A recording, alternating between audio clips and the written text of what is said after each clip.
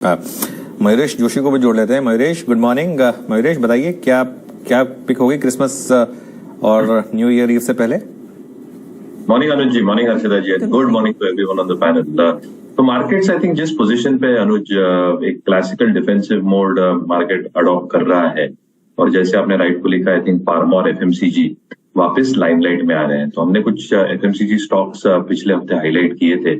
हमें लगता है आई थिंक फार्मा का जो अंडर परफॉर्मेंस है, शायद ये वॉलेटिलिटी में एक मार्केट आउट परफॉर्मेंस हो सकता है over the next few weeks. Having said that, हमें लगता है Lupin is something that our Trader Smith team is liking over the short to medium term. 3-4 की रीजंस। एक, आई थिंक इनका जो यूएस बिजनेस है, इसमें एक मैसिव प्राइस इरोजन देखा गया था पिछले 4 से 6 तिमाहियों में, मोर और less in terms of lack of new complex launches, and एक जो स्टेबिलिटी थी रेवेन्यू की, वो शायद आ नहीं रही थी। शायद FY23 भी थोड़ा म्यूटेड रहे, but India branded formulation business should pick up very very well. Even on the US formulations front, जो ये कॉम्प्लेक्स बायोसिमिलर्स में एंटर कर रहे हैं, FY23 एंड और FY24 के नंबर्स बहुत शानदार आ सकते हैं। Margin erosion obviously paid on EBITDA margin, 10.5% की इबिटा मार्जिन आई थी पिछले हफ्ते, बट हमें लगता है I think that is the worst the company can probably report. जो इंडिया कॉम्प्लेक्स जेनेरिक्स में जा रहे हैं, वहां पे बेटर रियलाइजेशन है, जो FTS में रिडक्शन हो रहा है, जो एयर फ्रीटिंग जो प्रोग्रेस हो रहा है एक्स यूएस, अगर हम यूएस भी छोड़ दें, वहां से आई थिंक अच्छा खासा रेवेन्यू में इजाफा हो सकता है और मार्जिन प्रोफाइल अच्छा है।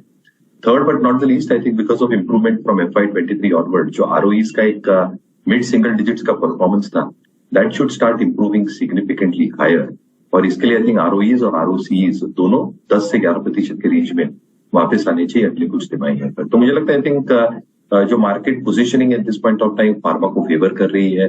लुपिन ट्रेडर स्मिथ टीम के हिसाब से आई थिंक एक अच्छी पोजीशनिंग में है। Therefore we like Lupin at this point of time. Target 865, stop loss 725 का होगा। एक क्लियर डिस्क्लेमर, ये स्टॉक रिसर्च नोट थ्रू हमारे क्लाइंट्स के पास गई है। मेरी पर्सनल पोजीशन है स्टॉक में बिल्कुल। टूएन फार्मा, वो स्टॉक आपकी स्क्रीन पर लेकर आएंगे। आपको याद होगा ये अखबारों में पहले भी रिपोर्ट हुई थी, दोबारा फिर फ्राइडे को रिपोर्ट हुई, स्टॉक में तेजी का मूव बनता दिखाई दिया था। 12 से 13 रुपए की बढ़त, 2.5% ऊपर था ये काउंटर। अब ये डील आगे ऑफ कोर्स और फाइन प्रिंट्स आएंगे, लेकिन 6,300 करोड़ की डील ठीक उन्हीं लाइंस पर है जो अब तक रिपोर्ट किया गया था। पहले तो आप इस डील को कैसे एनालाइज करेंगे? यहाँ पर निवेशकों के फायदे की बात आएगी या नहीं, वो ओपन ऑफर की जो प्राइसिंग आएगी उसमें निकल कर आएगा। लेकिन एडवेंट के जो हिस्सा खरीदेगा, प्रोमोटर्स मेजॉरिटी हिस्सा रखते हैं 60% की, उनका कुछ हिस्सा बेचेगा या फिर बाद में पूरा बेचेंगे, वो देखना होगा। ईवी एंटरप्राइज वैल्यू इस डील को क्या दी जा रही है और आगे उसमें कितना एस्केलेशन आ सकता है, कितना स्पेशली शेयर होल्डर के लिहाज से, वो ज्यादा इंपॉर्टेंट है। मयूरेश, आप इस डील को कैसे देख रहे हैं और जिन लोगों के हाथ में वो स्टॉक है उनके लिए सलाह क्या होगी? तो दो चीजें अर्चना जी, जैसे आपने राइटफुली कहा, आई थिंक डिटेल्स क्या निकल के आती है, आई थिंक ये बहुत महत्वपूर्ण रहने वाला है, स्पेशली माइनॉरिटी शेयर होल्डर्स के लिए। अब जहां तक आई थिंक फाइनेंशियल परफॉर्मेंस का सवाल रहा है, काफी कुछ I think to and fro हो रही थी, but finally this deal probably goes through, I think एक ओवरहाई निकल जाएगा। But when it probably comes to core numbers, Q2 जो पिछली तिमाही थी आई थिंक म्यूटेड ही थी।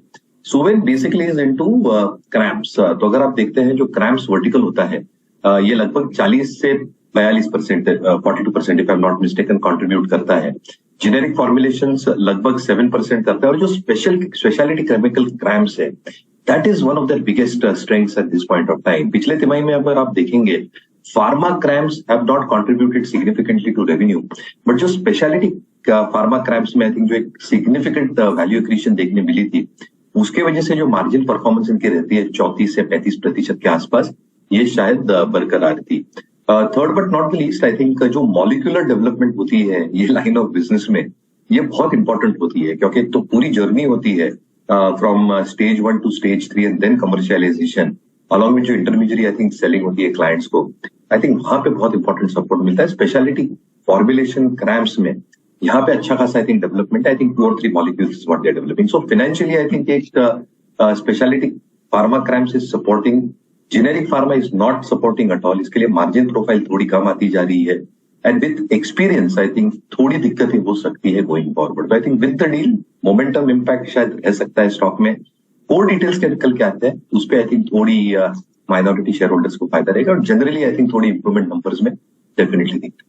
ओके, गोदरेज प्रॉपर्टीज ये आपकी स्क्रीन पर लेकर आते हैं और गोदरेज प्रॉपर्टीज के साथ ये जो नील कमल वाली डील है वो प्लेन वेनिला अगर आप एनालिसिस करेंगे तो ठीक दिखेगी, लेकिन ये याद रखिएगा कि नील कमल जो डेवलपर्स है वो डीबी कॉर्प का एक हिस्सा है, डीबी रियल्टी का एक हिस्सा है।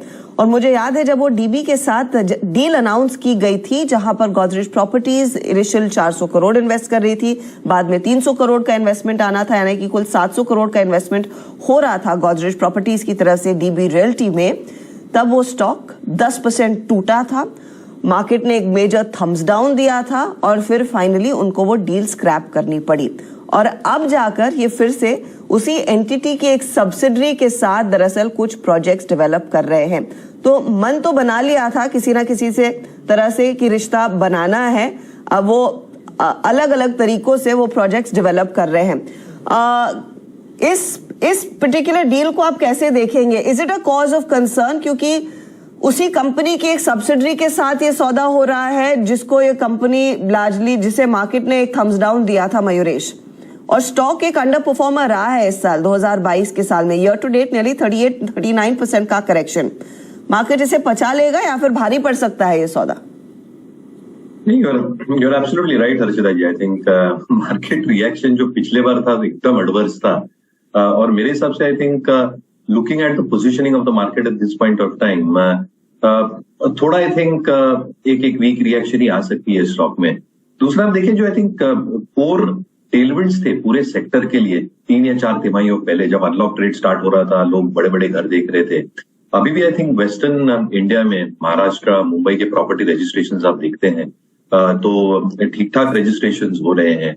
इन्वेंट्री लेवल जो फिनिश्ड इन्वेंट्री है वो मैनेजेबल लेवल्स पे आ गई है, बट जो प्री सेल्स वेलोसिटी है क्योंकि ब्याज के दर बढ़ रहे हैं वहां पे थोड़े आई थिंक जो फेंस हिटर्स पे है वो थोड़े आई थिंक वापस क्लॉबैक या पीछे आ सकते हैं in terms of buying new houses. Most developers as a precursor एक एसेट लाइट मॉडल फॉलो कर रहे हैं। गोदरेज प्रॉपर्टीज के पीछे जो सबसे बड़ी टेलविंड है उनकी विक्रोली की जगह है जहां पे आई थिंक बड़ी डेवलपमेंट होने की उम्मीद हम साल से लगाए बैठे हैं। कैसे यूटिलाइज करते हैं in terms of the full utilisation ये देखना जरूरी है। They are pouring into Gujarat and other parts of India as well, तो थोड़ी लेवरेज भी पोजीशन थोड़ी हैवी हो रही है eight this point of time. मुझे लगता है I think next few quarters थोड़े रियल एस्टेट या रियल्टर्स के लिए थोड़ा एक डिफिकल्ट फेज हो सकता है because of these macro conditions and this news मेरे हिसाब से थोड़ी आई थिंक नेगेटिवली ली जाएगी। थोड़ा आई थिंक स्टॉक में एक नेगेटिव रिएक्शन में देख रहा हूं और ये अंडर परफॉर्मेंस शायद गोदरेज प्रॉपर्टी की 1-2 तिमाहियों तक कंटिन्यू। मयूरेश, यहाँ पर फंडामेंटली कोई लग रहा है कि एक रैली जो आई थी अदानी के टेक ओवर के बाद बस अब वो खत्म हो गई, या फिर इस डिक्लाइन में पोर्टफोलियो एडवाइस जो बायर्स है उनको आप एडवाइस करेंगे बाय करने के लिए? थोड़ा वेट एंड वॉच करने की सलाह रहेगी अनुज। आई थिंक 2 रीजन है। एक जो डील के कॉन्टेशन है अभी that is largely got played out on the stock itself. अभी नंबर्स आई थिंक सारी चीजें करेंगे क्योंकि वैल्यूएशंस बिल्कुल सस्ते नहीं है। अगर आप एंटरप्राइज वैल्यू देख ले और ईवी बीटा लेवल पे भी देख ले, stack it up with a lot of mid tier companies as well, कहीं ना कहीं वैल्यूएशंस थोड़े अपर लेवल पे है। तो मुझे लगता है I think numbers will do the talking now. Deal का मोस्टली प्राइस में सारा कुछ आ चुका है। एक्सपेंसिव होने के कारण out performance is what the street will probably looking at. तो मुझे लगता है कि numbers will now start doing the talking और अंबुजा तीसरे तिमाही के नंबर्स काफी क्रूशियल रहने वाले पूरे सेक्टर। मयूरेश, आप जाने से पहले कोई और स्टॉक स्पॉट करना चाहेंगे हमारे लिए? जैसे आई थिंक हम कह रहे थे, I think as you are rightly pointing out, reversals कभी भी आ सकते हैं। तो मुझे लगता है आई थिंक थोड़ा एक क्रिकेट में जैसे कहते हैं जब ऑफेंसिव और डिफेंसिव होते हैं पिच देख के काम करना चाहिए। तो अभी का पिच थोड़ा डिफेंसिव है और एफएमसीजी और फार्मा इसी के साथ हम रहना चाहते हैं। ऑब्वियसली आई मेंशन्ड लुपिन जो एक हमारा सुबह का ट्रेड था। You can very well continue in pharma with Hindustan Unilever. मुझे लगता है आई थिंक फार्मा स्पेस में भी थोड़ी एक कंफर्ट लेवल आएगी क्योंकि कैश फ्लोज कंसिस्टेंट रहने की उम्मीद हम रख सकते हैं और जो एक रिकवरी हम बात कर रहे हैं वॉल्यूम्स की वो तीसरे तिमाही या 4th क्वार्टर के स्टार्ट हो सकती है, स्पेसिफिकली रूरल रिकवरी। मुझे लगता है आई थिंक एफएमसीजी फार्मा इसका कॉम्बिनेशन रहना चाहिए। एचयूएल भी आपके ध्यान और नजर में। ओके, मयूरेश जी बहुत बहुत शुक्रिया आपके चर्चा में शामिल होने के लिए, सभी स्टॉक्स पे इंडेक्सेस पर रिव्यू रखने के लिए।